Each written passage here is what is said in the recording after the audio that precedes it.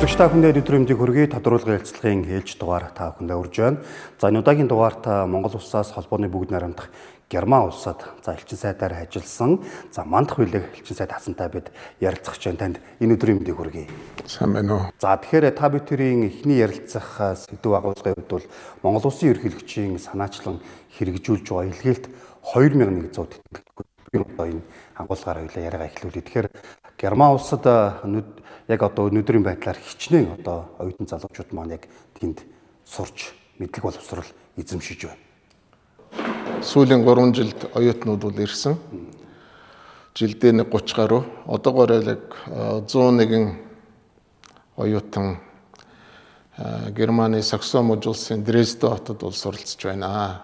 Тэгээд яг нэг Мерсер бас хасагдсан нэг 5-6 бол хүүхэд байгаа юм. Тэгээд яг одоо суралцж байгаа нь бол 101. Тэгээд үүний бэлтгэлийг хангах гэж 22 онд бол ерөнхийлөгчийн 2 зөвлөх Германд ирсэн. Тэгээд бид нэр Германы ихтэй сургуулиудаар явж байгаа. Тэгээд энэ Саксон мужи улсын Дрездений техникийн сургууль дээр бол төвлөрч энэ хөтөлбөрийг хэрэгжүүлэхээр бол ярилцлага тохиролцсон юм аа. Оюутан залуучуудын хувьд ер нь дийлэгт ямар мэргэжлийг ер нь сонгож суралцж байна? За та бүхэн ер нь мэднэ Герман бол аж үйлдвэрийн орн.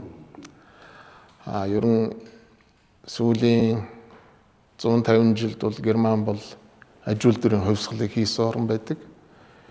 Тэгээд шинэ бүтээл оновчтой саналыг бол тэр үед бол их гаргаж байсан. Тэгэхээр бол ийм шинжлэх ухаан, байгалийн шинжлэх ухаан, инженерийн шинжлэх ухаанаар бол одоо тэргүүлэх орнуудын нэг учраас бол Германд манайхан суралцах зүйтэй Германаас сурах юм бол их байдгаа гэж боддог. Тэгэхээр тухайн яг тэр илгээлт 2100 тэнцсэн оюутан залуучдын хувьд сумаасаа шууд одоо юу гэдгийг алс одоо Герман улсыг зорж очиж байгаа. Тэгэхээр соёлын ялгаа, танин мэдэх гээд олон зүйлс тулгаж ирсэн. Тэр үед та хэд маань хэрхэн яаж уялдаа холбоотой ажиллаж байгаа. Хүүхдүүд маань ер нь анх очоод ямар сэтгэлтэй байсан бол? За яг би бас тэднийг нэг жил Улаанбаатартаа тэд нар чинь Герман хэлний бэлтгэл суудсан хүмүүс байсан учраас бол ямар ч гэсэн хотын соёлыг бол мэдрээд хэвшээд ирсэн хүмүүс гэж боддог. Мэдээж Герман бол тийм техникийн хөгжил бол ихтэй байсан баг. Ялангуяа тээврийн хэрэгсэл гихтэл одоо метро янз бүрийн онгоц гэх юм уу эсвэл галт тэрэг гэл тэрийг тэгээд билет тийзэн авахт янз бүрийн одоо автоматн дээр очиж ингээд юм аа хийх. Тэр үед бол эхлээд бол хүүхдүүдэд мэдээж туршлага байхгүй учраас бол зааж зааварлах зүйл бол байсан. 23 онд ирсэн хүүхдүүдийг бол би өөрөө Франкфуртын нисэх буудлын дээр өөрийнхөө ажилтнуудаа өгтөж авсан. Тэгээд бид нэр урьдчилаад галт тэрэгний тийзийг авсан байсан учраас нисэх буудлаас галт тэрэгний буудлын руу хөргөж өгөөд тэгээд тэнчэнээс Дрездений галт тэрэг суулгаж өгсөн. Манай зарим ажилтнууд Дрезден тэднийг огтж авсан. Тэгээд оюутны байранд нь оруулаад тэгээд тэдний амьдрал эхэлсэн гэж хэлж болно л доо. Тэгээд би өөрөө бол ерөнхийдөө анхны уулзалтуудыг бол бас очиж Дрезденд хийдэг байсан. Тэгээд манай ажилтнууд ер нь санаа бодлыг нь бол одоо сонсоод юу вэ гэдгийг нь бол зааварчлаад өгчдөг. Тэгээ Герман бол ерөнхийдөө их зохион байгуулалттай бас хүн сурталтай орн шүү дээ. Тэгэхээр одоо гадаад иргэдийн алба дээр яаж бүртгүүлэх үү, ямар юм бүглэх үү. Тэгээд банкнд ямар дансаа яаж нээх үү, гар утсаа яаж авах үү ингээл анхны одоо амьдралын эхний өдрүүд нь бол одоо мэдээж 1 сар 2 сарын хугацаанд бол үнэхээр зөвлөгөө дэмжлэх хэрэгтэй байдаг. Гэхдээ ингээд дараагийн жил нь ирж байгаа учраас өмнөх жилийн оюутнууд нь дараагийн шинүүдэд тусалдаг болсон нь бол бас бидний ажлыг бол хөнгөвчлж байгаа юм. Анх та сая хэлж анх уулзалтууд зохион байгуулж байгаа. Тухайн үед оюутнууд хөвчлэн юуны талаар илүү асууж лавлж тодруулж ирсэн.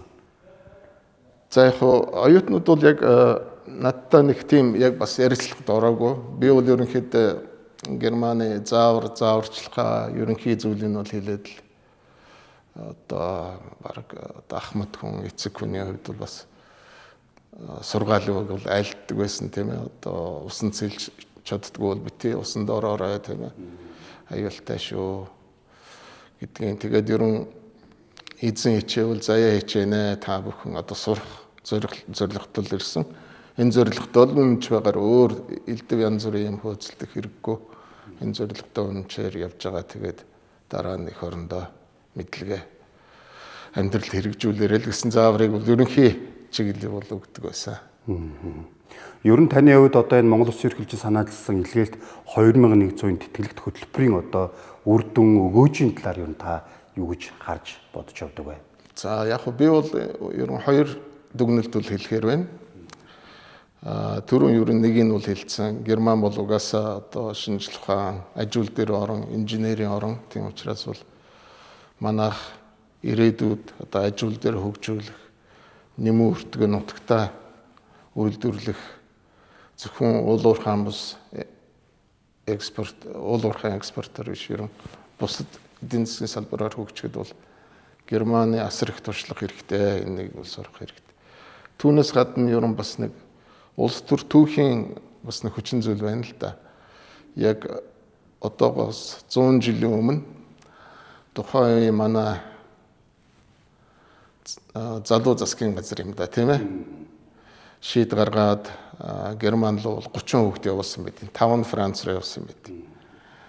Тэгээд энэ уламжлалыг одоо ерөнхийлөгч хөрөлсөх ингээ өргөжлүүлээ явж байгаа нь үнэхээр бас Монгол Германы харилцаа төв өнөө үе ирээдүйд нь анхаарал тавьж байгаагийн шинж тэмдэг юм аа гэж үзэж байгаа.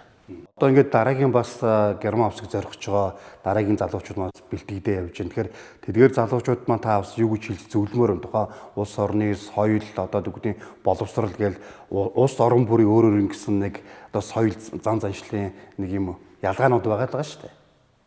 Тий, ер нь би ч гэсэн өөрөө 18 настайдаа Германд оюутан болж исэн. Тэгээд бол зан заншил бол ялгаатай л байдаг л да. Өөрийн түүхийг ярихад бол би очиод ингээд гадаа нэг зайц мэйц зарж исэн. Тэгэхээр нь би тэнд очрлол зогсохгүй. Тэгээд урд нэг эрэхтэй өндөр хүн л байсан тэгсэн чинь над руу эргэж хараад чи яагаад намайг түрээд байгаа гэж загнасан баг.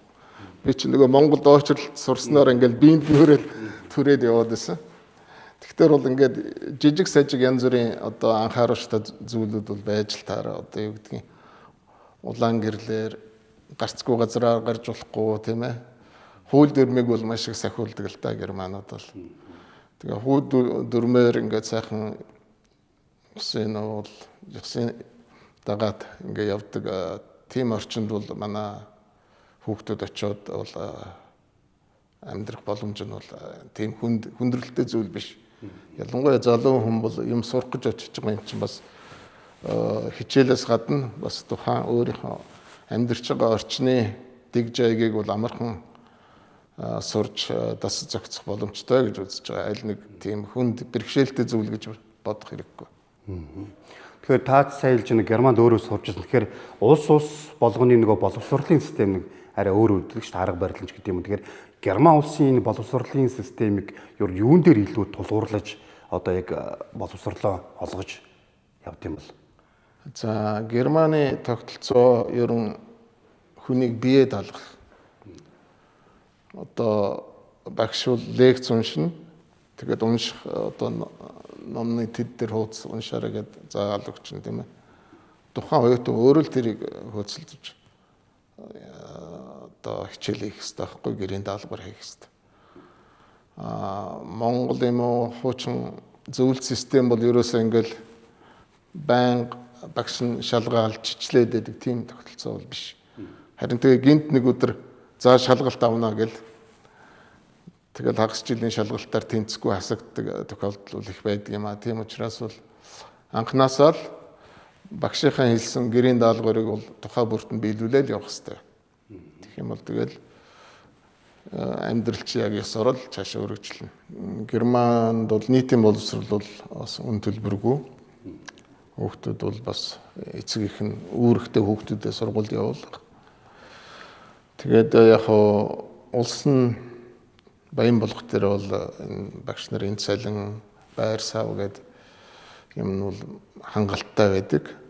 Одоо олон ээлжээр нэг сургуульд тэгэж ачаал бол үүсдэг. Миний бодлоор бол одоо энэ нийтийг хамарсан тэгш энэ шудраг боловсролын тогтолцоор бол явах хэрэгтэй байх л та. Манайд бол бас хоёр янзын одоо хоёр ангийн хувийн тэгээд ердийн сургуулиудын хооронд нэг том ялгаа үүсчихэд байгаа шиг байна.